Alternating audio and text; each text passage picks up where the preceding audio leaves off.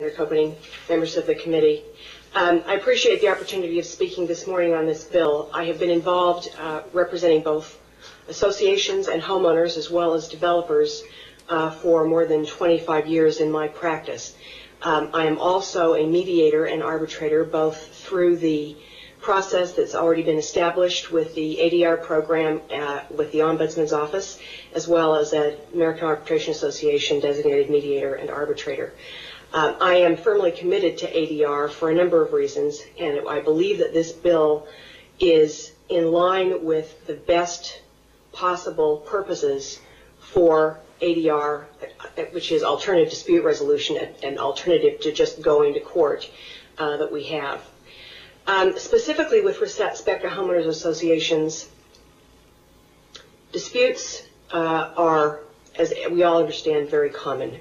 People disagree with good reason over the way that their communities are sometimes run, the way that CC&Rs are enforced with respect to the way rules may be established, any number of issues that come up. And there has to be a mechanism by which these disputes can be resolved quickly, effectively, and with the least amount of cost.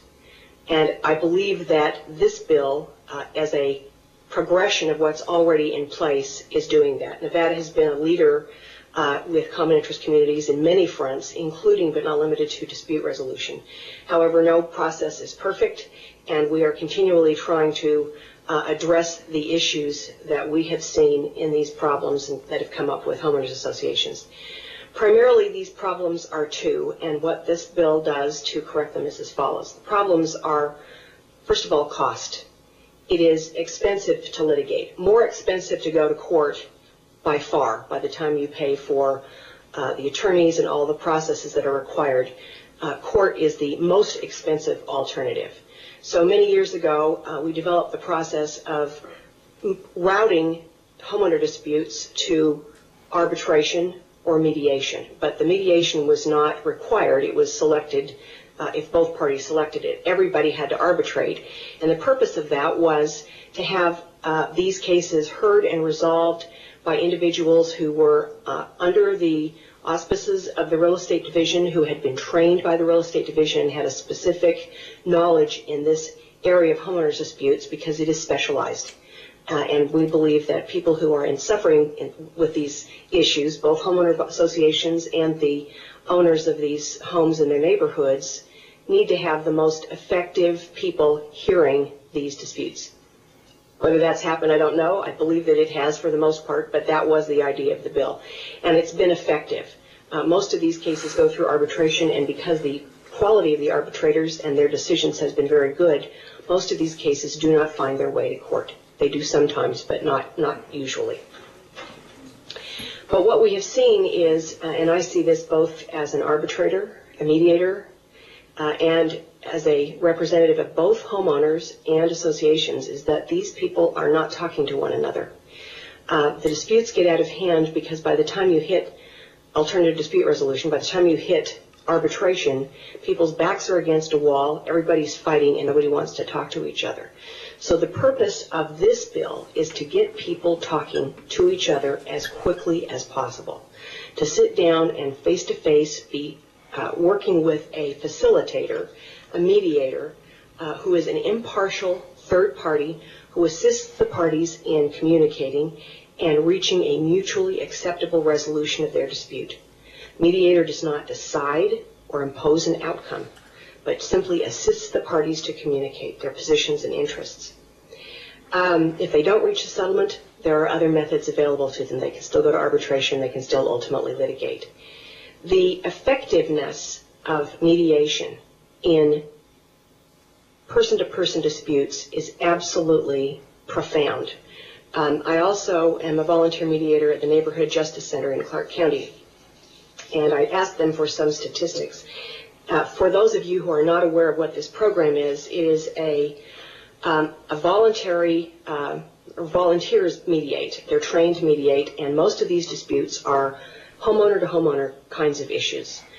Dogs barking, trespasses, angry neighbors. So they sometimes can be more complicated than that, but in my experience, dealing with these kinds of angry, and happy disputes within people's own homes are the most complex and difficult matters to resolve, and that's precisely what we're facing with HOA disputes.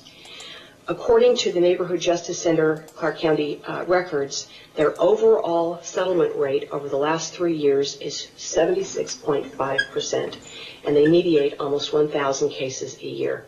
That is dramatic. Can you imagine if 76% of the homeowner disputes that we are facing in arbitration and litigation were resolved through this mediation program? It would solve enormous problems for homeowners and for associations. These communities could get back to being neighborhoods rather than, in many cases, war zones. As far as a mandatory mediation program is concerned, the Nevada Supreme Court has had a mandatory settlement process. This is after a court has ruled in the district court. They're required to go through a settlement process at the appellate level, and even after a judge has said you win, you lose, they still settle 53% of the cases. So the effect of mediation early and often is significant. The result of that, of course, is that it stays out of arbitration. Disputes stay out of arbitration, eliminates cost. Stay out of court, eliminates cost. And sometimes these mediations can address broader issues that will never even reach a dispute level because they can be resolved at this point. The other track is arbitration. If these cases don't resolve, the mediator will have an inside view of what the dispute is all about. And though it is absolutely confidential, and this is a hallmark, the mediator must remain, all this information is confidential, they can direct to the ombudsman whether this goes or suggest to arbitration, where it's a rules violation or governing documents violation, or to the ombudsman and ultimately to an intervention process if it's a statutory violation. So you've got some quicker routing in that process. Sometimes there's in the past been some confusion. So this eliminates a lot of time and cost as well. What's been proposed in the amendment to this bill is a AAA, American Arbitration Association style short track, quick track arbitration process. Again, the purpose is to eliminate as much as possible the significant costs that we have experienced in some of these arbitrations for the benefit of homeowners and of boards.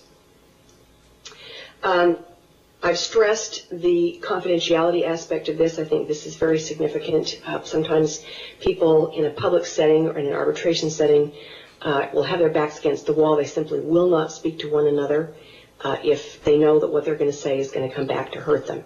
The whole benefit of mediation is that people feel free to communicate with the mediator. The mediator and the parties are free to creatively come up with resolution of these disputes and hopefully put them to bed for a long, long time so that there is no cost. As I said, I'm a proponent of this bill because I believe that although disputes cannot 100% be eliminated, people live in communities with rules. The rules are there sometimes for a good reason, mostly for a good reason. Sometimes they may be unreasonable, sometimes they may not be effectively or properly effectuated. But for the most part, these are all volunteer homeowners sitting on boards trying to do the best job that they can to run their communities in a way that benefits everyone. There are always going to be conflicts, and as a result, there must be a way to quickly and efficiently manage these disputes.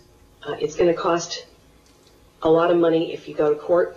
It's going to cost a little less money if you just arbitrate. What we are proposing in this bill, what Senator Copening is proposing in this bill, is to reduce those costs even further and to get these communities back to being neighborhoods rather than fighting with each other. Thank you. If you have any questions, I'd be happy to answer them. Thank you very much, Ms. Lavelle. I guess the question I have right now, do you have any idea what the average cost is for when one of these disputes arises for a mediator versus an arbitrator? The plan for this program, for the mediation program, is that it will not be a cost to either homeowners or to boards. That's the beauty of this. There is funding apparently already available that's been in place for many, many years that simply has not been utilized in the best possible way to eliminate these disputes, but can be. It was earmarked for dispute resolution. And the idea is that this money will be targeted to paying a cost of mediators that is going to be capped and limited. I mean, that's going to be part of the regulations. But homeowners and boards will not have to pay for this program. So they can get a majority of their disputes resolved at no initial cost to them. The arbitration costs have been, I mean, they can be expensive. Arbitrators charge for their time. Many times these parties are represented by attorneys. They charge for their time. I will tell you that an arbitration process, even the way it has been handled, is still less expensive than a court proceeding, simply because there are fewer rules and generally the discovery is limited and the disputes are limited. But they can be expensive. So what this bill proposes is a fast track. It's a way of capping these costs early so that people go into these processes. If they can't settle them through mediation, they go into an arbitration with a more limited cost of these. The amount at this point has not been established, but that's certainly something that can be worked out through the rules. Thank you very much. So the way the system works right now, then a homeowner and the HOA go to mediation first, and if that doesn't work, then they go to arbitration. I just want to make sure I understand how it's working right now. Right. The claim or complaint is filed with the ombudsman. The ombudsman will immediately direct the parties to a mediator who's going to be established on a panel of trained mediators who are acknowledged to understand how to run these disputes and have been properly trained. And the mediation has to occur within 60 days. So this dispute can get, I'm sorry, go ahead. Oh, pardon me, that's existing law right now. No, it is not. That's proposal under your bill. Okay. Right. Under the existing law, there is no requirement to mediate. Under the existing law, the parties can choose to mediate, but typically they don't, or typically they don't mediate until the arbitration has been practically concluded and thousands of dollars spent. What this plan does is to tell people, sit down immediately. Let's try and get this resolved right away within the first 60 days after the dispute is filed, at no cost to the homeowners, at no cost to the board, and hopefully it won't have to go any farther. That's the point of this bill. Okay, thank and you. That's new. Okay, thank you. And these funds that are available for mediation that you mentioned, do you know how long they'll last to pay for these mediations? I'm just kind of wondering about that. I don't know if, Gail may be able to, the Ombudsman may be able to address that issue. Okay, thank you very much. Are there any questions for Ms. Lavelle? Mr. MacArthur, Mr. Carrillo? No questions. Thank you very much. Yes, sure. Excuse me, Mr. Assemblyman MacArthur has a question for you, Ms. Lavelle. Thank you, Mr. Chairman. I just want to follow up a little bit. I didn't see any place in the bill where it said that this is not going to cost anything in the mediation. Is that in here any place? Did I miss that, or?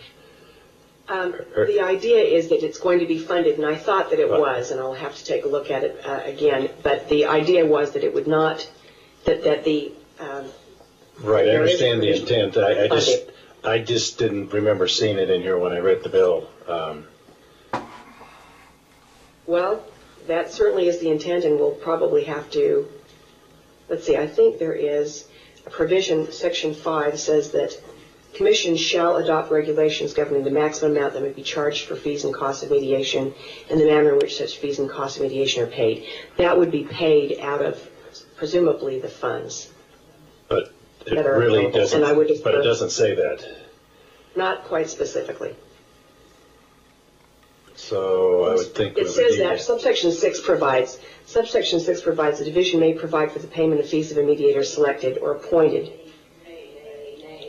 Excuse me. Yeah. I'm hearing some mazes back there. Yes. There are some mazes back there. Let me just address this a second. Unfortunately, you're going to incur costs regardless of what you do. Mm-hmm. The idea of this bill is that there is a fund available. The idea of the bill is also that for the first time, the Ombudsman's office will be able to regulate what these costs are going to be. That's not happened in the past. It will happen in this bill. The objective is to get cases resolved. And unfortunately, if you're going to have people involved in this, if you're going to have professionals involved in this, there will be some payment, but the idea of this bill is that it will be limited and directed by the Ombudsman's office, and that there are funds available from which these disputes can be resolved. Okay, I just think we need to probably clear that up a little bit, tighten it up, so that we all understand that that's what the intent is. Understand.